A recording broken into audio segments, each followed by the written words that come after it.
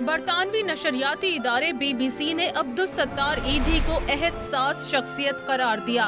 BBC लिखता है कि दहशतगर्द हमले हों, ट्रैफिक हादसात या फिर कुदरती आफात, ईदी फाउंडेशन के रजाकार हर जगह हर वक्त सरकारी इदारों से पहले पहुंचते हैं। अमरीकी अखबार वॉशिंगटन पोस्ट ने कहा कि ईदी गरीबों के हीरो हैं। वो मायूसी के माहौल में उम्मीद की किरण बनकर उभरे थे। अखबार न्यूयॉर्क टाइम्स लिखता है कि ईदी ने इंतहाई कम वसाइल से फलाही काम शुरू किए। वो नादारों के लिए मसीहा, यतीमों के नाना और पाकिस्तान के फादर टेरेसा थे।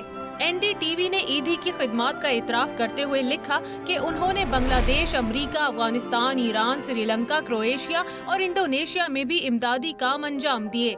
बरतानवी अखबार दी गार्जियन के मुताबिक ईदी सादा लोग शख्सियत और इंसानी खिदमत के बाइस अवाम के दिलों पर राज करते हैं।